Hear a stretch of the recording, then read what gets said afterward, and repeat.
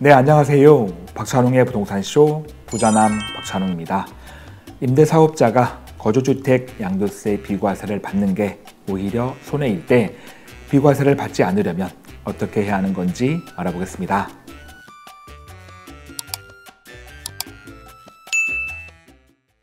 이번 시간은 임대사업자의 거주주택 양도세 비과세에 관련된 내용입니다. 다만 오늘은 일반적으로 제가 이제 비과세 말씀드릴 때는 어떻게 하면 비과세가 되는지 이게 중점이었다면 오늘은 어떻게 하면 비과세가 안 되는지 여기에 초점 맞추겠습니다. 이 말은 무슨 말이냐면 최근에 임대사업자이신 분들이 거주주택 양도세 비과세를 받을 수 있음에도 불구하고 이걸 일부러 적용받지 않겠다라는 분들이 있는 거예요. 아마 여러분들 생각하실 때는 아니 비과세를 왜 안 받아? 받아야지 세금 안 낸다는데 좀 오해하실 텐데 이게 왜 그러냐면 거주주택 양도세 비과세를 받는 게 오히려 손해일 때가 있거든요. 그래서 내가 이거를 비과세 받으면 오히려 손해니까 적용받지 않고 비과세가 아닌 양도세를 과세로 세금을 내면서 팔아야겠다. 이걸 선택하시는 거예요. 그래서 이제 어떻게 하면 비과세가 아닌 세금 내고 파는지 이걸 많이 물어보십니다. 자, 이게 손해라는 건 어떤 경우냐면 이 거주주택 비과세 받는 게 손해인 경우 거주주택의 양도차익보다 임대사업자에 등록된 임대주택의 양도차익이 훨씬 더 많은 경우, 자 이럴 때는 제가 뒤에 설명드리겠습니다만 전체적인 세금을 봤을 때 양도세 기준, 이 양도세만 따져본다면 비과세 받는 게 세금을 더 많이 내는 거예요. 비과세 안 받는 게 세금 적게 내는 거고, 자, 그래서 비과세 안 받으려고 하시는 거죠. 자, 그러면 이 거주주택의 양도차익보다 임대주택의 양도차익이 많을 때 이게 왜 손해일까? 자, 지금 그림 보시면 임대사업자가 거주주택 양도세 비과세 받고 나서 그 다음에 그 비과세 받을 때 가지고 있었던 임대사업자에 등록된 임대주택을 맨 마지막에 팔아가지고 1주택으로 양도세 비과세 받을 때 그 계산 방법을 나타낸 표입니다. 그림 보신 것처럼 이 사례자는 집을 2개 가지고 있었어요. 하나는 거주주택, 하나는 임대사업자에 등록된 임대주택입니다. 자, 그래서 이 임대주택, 임대사업자 이용해서 거주주택 비과세를 받았습니다. 자, 받고 나서 그 다음에 남아있는 이 임대주택을 나중에 팔아요. 그럼 이거는 1주택이 되죠. 주택이 하나니까 1주택으로 양도세 비과세 가능합니다. 그런데 그때 비과세가 전체 양도차익의 비과세가 아니고 그림 보시면 구간이 쪼개져 있죠. 이 임대주택을 구입해가지고 A주택인 거주주택을 팔았을 때까지 요 A 구간 하고 그 다음에 거주주택을 팔고 나서 임대주택을 팔 때까지 이 B 구간 이렇게 나눠가지고 A 구간은 양도세가 과세가 됩니다. 양도세를 내야 돼요. B 구간은 비과세 받습니다. 즉 A 구간 과세라는 건 이 A 구간에 발생한 양도 차익에 대해서 양도세 내는 거고 B 구간에 발생한 양도 차익에 대해서는 비과세 받는 거예요. 이게 왜 그러냐면 만약 전체 양도 차익에 대해서 다 비과세 해준다고 그러면 A주택하고 이 B주택이 겹치는 구간이 있죠. 즉 집이 2개인데 둘 다 비과세가 되는 거예요. 국가는 이렇게 안 해줍니다. 자, 이때 이 A주택이 비과세 받아갔으니까 B주택은 그러면 여기는 세금을 내야지 이 뜻이에요. 근데 이게 법의 논리상 맞습니다. 이건 절대 안 바뀔 거예요. 이렇게 계산하는 게 맞아요. 만약 다 해줘버리면 세금 안 거칩니다. 이거는 요 구간은 세금을 내는 게 맞아요. 자, 이 논리 때문에 자, 예를 들어서 A주택의 양도차익은 한 2억 올랐어요. 5억에 사가지고 7억에 판 겁니다. 그런데 B주택은 똑같이 5억에 샀는데 얘 파는 게 20억에 팔아요. 차익이 15억입니다. 이렇게. 자, 이럴 때 이거 2억 비과세 받아버리면 요 과세 구간 여기가 세금이 많이 나오게 돼요. 예, 이런 사례가 생깁니다. 임대주택이 거주주택보다 월등히 양도 차익이 많을 때, 예, 이때는 그래요. 임대사업자분들 뭐 일반적으로는 이쪽에 양도 차익이 많을 때가 많은데 생각보다 이 임대주택의 양도 차익이 많은 경우가 꽤 있습니다. 그래서 많이 물어보시는 거예요. 그러면 요 계산 어떻게 하는 거냐? 자, 요거는 밑에 나와 있지만 이 비주택을 취득할 때 이때 공시가격, 그 다음에 거주주택을 팔았을 때 이때 공시가격, 그리고 임대주택을 팔았을 때 이때 공시가격, 이 공시가격 상승 그 비율로 전체 양도차익을 안분하는 겁니다. 예. 그래서 A 구간은 과세, B는 비과세고요. 또 심지어 이 구간도 비과세 받으려면 반드시 2년 거주를 해야 됩니다. 간혹 여기서 아니 나는 이거 주택 취득할 때 그때 조정적이 아니었어. 이거 아니면 2년 거주 아니지 라고 하시거든요. 이렇더라도 이 비주택을 구입할 때 조정적이 아니었더라도 자, 이런 형태로 비과세 받으려면 반드시 2년 거주해야 됩니다. 이건 법에 있어요. 예. 심지어 2년 거주도 언제부터냐면 이걸 사가지고 샀을 때부터 팔 때까지 이 기간에 2년 거주가 아니고요. 이 2년 거주라는 거는 비주택을 지자체에다가 임대사업자 등록하고 그리고 세무서에 사업자 등록한 날, 그 날짜 이후에 거주한 기간만 인정해 줍니다. 이전에 거주한 건 인정 안 돼요.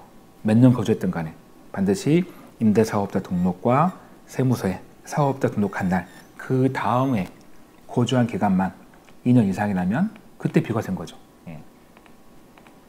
지금은 제가 주택을 2개로 예를 들었습니다만 만약에 이 2개 주택 외에 다른 뭐 C, D, E가 있었다. 그러면 이거 비과세 받고 나서 다른 주택 다 팔고 맨 마지막에 B 팔 때를 말한 거고요. 또 하나의 경우는 만약에 A주택 말고 C가 있었는데 자, 이 C도 혹시 2년 거주하고 거주주택 비과세 받았다. 지금은 거주주택 비과세가 무제한이잖아요. 예전에 한 번 했지만 지금 무제한이니까 A주택도 거주주택 비과세, C도 만약에 거주주택 비과세 받았다. 그러면 그때는 그 C 판 날 다음 날부터 B 팔 때까지 그때만 비과세입니다. 예, B 사가지고 C 팔 때까지는 과세인 거고. 예. 여러분 이해하기 쉽게 제가 2개로만 예를 들었습니다. 자, 그래서 어쨌든 이런 계산 방식 때문에 어떤 분들은 이 거주주택 비과세를 받지 않고 어떻게든 세금 내고 양도세 나 그냥 낼게 하고 팔고 싶은 거예요. 근데 이것도 만약에 이 세금 여부, 양도세, 이 과세 여부를 내가 결정할 수 있다면 내가 비과세 가능하지만 나 그냥 비과세 안 받고 세금 내고 팔게요. 이렇게 할 수 있다면 문제가 안 돼요. 근데 이게 내가 결정 못 합니다. 이미 이 거주주택을 파는 순간에 비과세 요건을 갖췄다면 이건 세금 못 팔아요. 예. 내가 과세 팔겠다 인정 안 됩니다. 심지어 어떤 경우도 있냐면 이 거주주택에 양도 차익이 없어요. 0원입니다. 심지어 마이너스예요. 무슨 말이냐면 5억에 샀는데 5억에 팔았거나 5억에 샀는데 4억에 팔았어요. 이거는 원래 세금 안 나오죠. 양도 차익이 없으니까. 이런 경우도 이 거주주택 비과세 이걸 썼다라고 봅니다. 예. 그래서 이 과세를 팔기 위해서 많은 분들이 그 방법을 찾는 거예요. 지금 표 보신 것처럼 거주주택을 과세로 파는 방법은 6가지가 있습니다. 그 중 하나를 선택하는 거예요. 첫 번째는 세무서에 등록한 이 사업자 등록을 폐업하는 것. 두 번째는 임대료 5% 증액 제한 이거 위반하는 거. 이거 잘 지켜야 이거 비과세잖아요. 이거 어기면 안 되죠. 세 번째는 임대사업자를 그냥 말소시켜버리는 거. 나 임대사업자 아니야. 그러면 거주주택 비과세가 안 되겠죠. 네 번째는 임대사업자에 등록된 임대주택을 임대하지 않는 거예요. 그냥 공실로 비워놓는 겁니다. 근데 이건 조금 주의하셔야 돼요. 제가 더 설명드릴 텐데. 다음 다섯 번째는 이 거주주택 비과세는 이 거주주택에서 최소한 2년 이상은 거주를 해야 돼요. 근데 거주 안 하면 비과세 아닌 거죠. 네.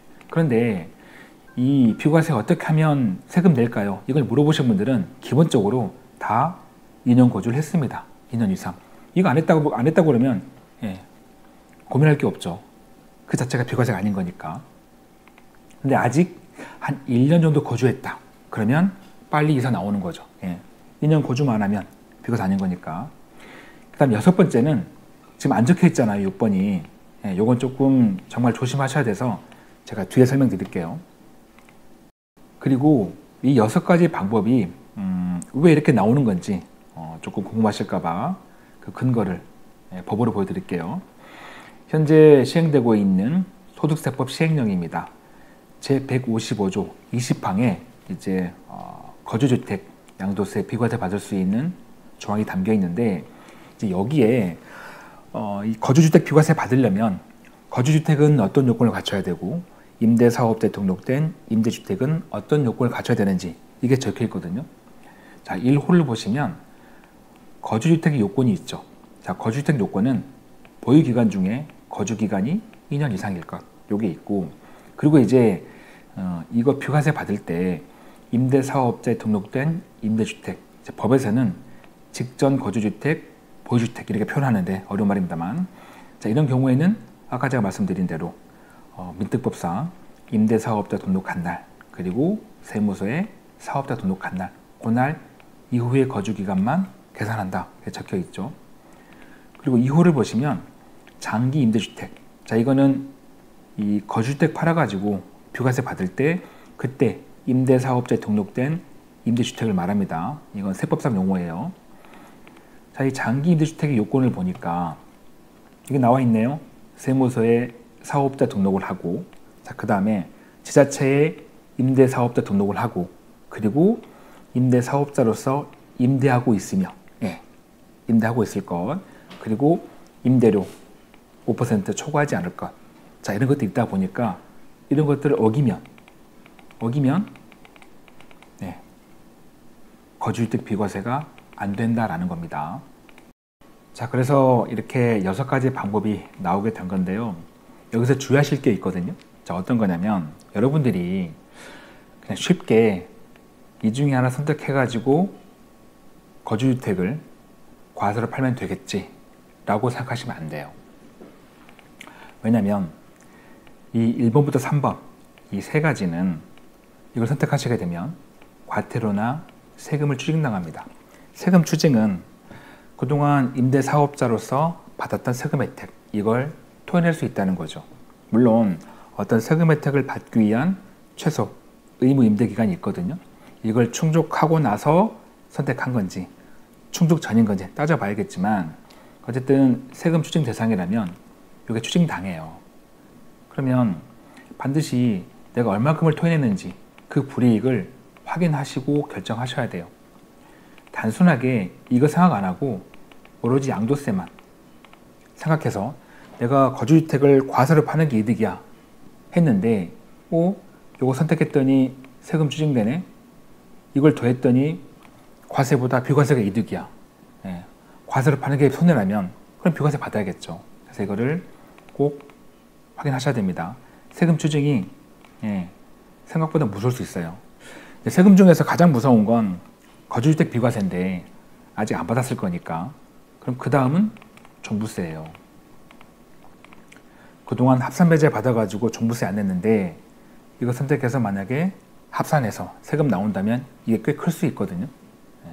더군다나 종부세는 그 주택을 거주주택 팔고 내가 최종적으로 비과세 받고 싶은 그 임대주택을 바로 팔면 다행인데 시체를 두고 판다고 그러면 또 그동안의 종부세가 나올 거잖아요. 이것도 감안해야 되거든요. 그래서 잘 따져보시고 결정하셔야 되는데 자 그러려면 내가 임대사업자를 언제 등록했고 왜냐면 이 종부세 합산배제 같은 경우는 그 혜택 받기 위한 의무 임대 기간이 5년, 6년, 8년, 10년 네 가지예요. 임대사업자를 만약에 2018년 3월 31일까지 등록했다. 그러면 5년. 그런데 2018년 4월 1일부터 2020년 8월 17일까지 등록했다. 그러면 8년. 2020년 8월 18일 이후에 등록했다. 그러면 10년. 그리고 2025년 6월 4일 이후에 혹시 6년 단기 민간 임대 등록했다. 그럼 6년이거든요. 예. 그래서 그 의무 임대 기간이 충족했는지 아니면 충족 못했는지 따져봐야 되고, 그랬을 때 이제 세금 추징 당하면 얼마나 세금 낼 건지를 확인해 보셔야 되는데, 그러려면 가까운 세무사님 도움 받으시거나 아니면 국세청, 기재부에다가 물어보시고 답을 얻은 다음에 결정하신 지가 필요합니다. 사실 이 중에서 임대사업자분들이 가장 편하게 선택할 수 있는 건 1번입니다. 세무서 사업자 등록을 폐업하는 것. 그래서 제가 첫 번째 적어놨거든요. 요거는 세무서이기 때문에 과태료가 없습니다. 2번, 3번은 과태료가 나오죠. 1번은 과태료 없이 거주주택 양도세를 과세로 팔 수 있는 거라서 많이 선택하시는데, 하지만 이 경우에도 세금 추징은 엮여 있는 거니까 한 번 더 확인하시고 파신 지혜가 필요합니다. 그 다음에 이제 네 번째, 임대주택을 비워놓는 거, 임대하지 않는 거. 자, 이거는 경우의 수가 많아요. 제가 이번 시간에 다 말씀 못 드립니다. 그러니까 이거는 거주주택을 팔기 전에 비워놓은 거냐, 아니면 거주주택을 팔아가지고 비과세 받고 나서 공실인 거냐, 또 다르거든요. 그래서 이거는 경우의 수가 많아서 이건 역시도 반드시 세무사님이나 이쪽 국세청, 기재부에 물어보시고 선택하셔야 됩니다. 5번 같은 경우는 문제가 없죠. 이거 자체 2년 거주 안 하면 어떤 불이익 없이 비과세 안 받는 거니까. 하지만 이 네 가지는 꼭 확인이 필요합니다. 주의하셔야 돼요. 나한테 불이익이 없을 때 이 세금 추징까지 다 감안해 가지고, 그럼에도 내가 이 거주주택을 비과세 안 받고 과세 파는 게 이득이야, 과세로 파는 게 이득이야, 그러면 그때 이제 선택하는 거죠. 이제 마지막 6번째 방법인데요. 앞서 제가 생략했던 그 6번째 방법은 여러분이 잘 아시는 방법이에요. 임대사업자가 자진말소나 자동말소 되고 나서 5년 지난 다음에 양도하는 거. 왜?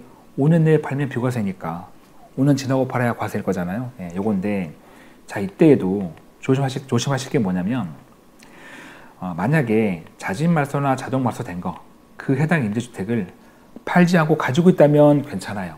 가지고 있었다면 5년 지나고 팔면 과세예요. 그런데 만약 그 주택을 팔았다면 이때는 남아있는 임대주택을 따져봐야 됩니다. 그 남아있는 임대주택 유형에 따라서 자진 자동말소 후 5년 내에 팔았을 때 거주주택 비과세 여부가 달라지거든요. 자, 만약에 이걸 자진말소나 자동말소된 주택을 팔았습니다. 그랬는데 남아있는 임대주택이 폐지 대상이 아닌 전부 다 유지가 되는 임대사업자인 거예요.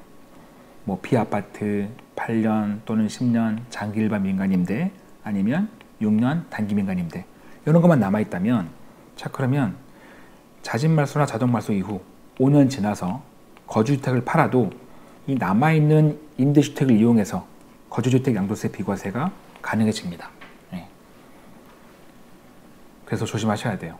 결과적으로 이 5년 지나서 파는 거는 어떤 경우만 가능하냐면, 자진말소나 자동말소된 임대주택을 팔지 않고 계속 가지고 있거나, 아니면 만약 팔았다면 그러면 남아있는 임대주택이 모두 다 자동말소가 되는 폐지 대상 임대사업자일 때, 지금 현재 기준은 아파트 8년짜리 장기 일반 민간임대, 이런 것만 가지고 있다면 그때는 자진말소나 자동말소 이후 5년 지나서 팔면 거주주택이 비과세가 아닌 과세로 팔 수가 있는 겁니다. 사실 이 방법이 가장 안전하죠. 어떤 과태료도 안 물고 세금 추징 안 당하고 가장 안전한데, 이건 시간이 필요하잖아요. 시간이. 왜? 최소한 5년 지나야 되니까 자진말소나 자동말소 이후에. 그런데 만약 지금 당장 급하신 분들, 지금 당장 이걸 팔아야 돼요, 거주주택을. 그렇다면은 이 중에서 선택하시는 건데, 항상 내가 어떤 불이익이 있는지, 내가 세금을 얼마큼 토해내는지 이걸 따져보셔야 되니까 꼭 가까운 세무사님이나 국세청 기재부에 물어보시고 결정하는 지혜가 필요하겠습니다. 마무리할 시간입니다. 저에게 큰 힘이 되는 구독하기와 좋아요, 알림 설정 꼭 눌러주시고요. 저는 다음 영상에도 최선을 다하겠습니다. 고맙습니다.